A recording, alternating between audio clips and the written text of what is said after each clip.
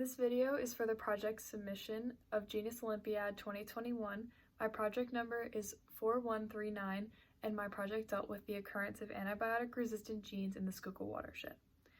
Antibiotic-resistant genes are genes that mutate to resist certain antibiotics. They do so through mutations and the bacteria exchange plasmids. Now, this is a huge problem in the medical field because it makes some of our most commonly used antibiotics essentially useless. This can lead to superbugs, and it can hospitalize thousands of people per year. Now, the Schuylkill watershed goes right along the East Coast and it flows right into the Schuylkill River. It's a drinking water source for humans, and it has never been tested before for antibiotic-resistant genes.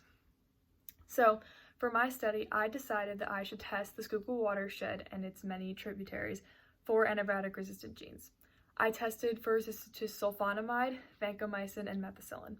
Sulfonamide and vancomycin are both really strong antibiotics. They're used really commonly in the medical field to treat various bacterial infections such as skin, bloodstream, etc. Methicillin is no longer used in the medical field because of its built-up resistance. However, resistance to it does contribute to the growing global problem of MRSA, methicillin-resistant Staphylococcus aureus, which hospitalizes about 20,000 people per year. So to do this, to test the water sources, I tested from Blue Marsh Lake, the east and west end of the Tulpehocken, the Wyomissing Creek, and Maiden Creek.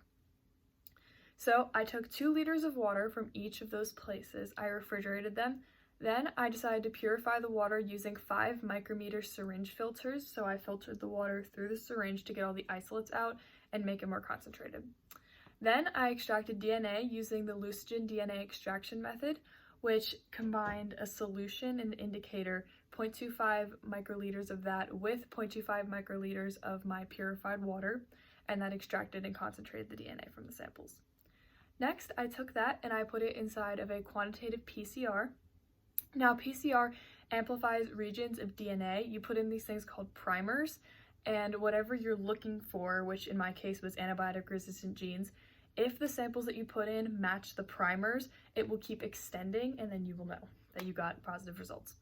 So when I ran through the PCR, I ran through it twice to make sure my results were accurate, and the amplification curve did have results. So for this study, I wasn't sure if we were going to have positive results or not because there were no studies that had ever been done in this area about that, but we did have positive results for some of the samples.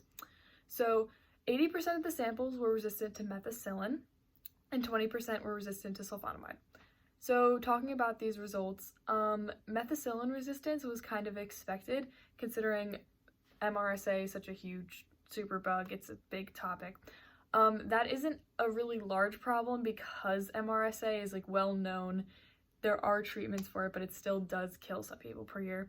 The bigger problem is sulfonamide resistance that I found in the water samples because sulfonamide is used a lot in the medical field, and the fact that there was a lot of resistance built up to it, 20% is a significant number, so the fact that there was resistance to that in our drinking water sources is a problem because drinking water, if there are resistant genes in that can reach the human microbiome and could potentially cause some problems.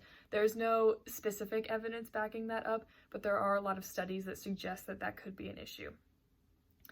So those were my results. To further this study, I would like to test for oxacillin and amoxicillin resistance because their genetic sequencing is so similar to that of methicillin that I'd like to see if the samples were then also resistant to those two. And I would also like to test my water samples on a nanodrop, maybe on things that would make it more I want to test my DNA and see how concentrated I really got it. I did run electrophoresis after I was done with the project. I ran it with agarose gel to see where my DNA was and how long the strands were and stuff like that.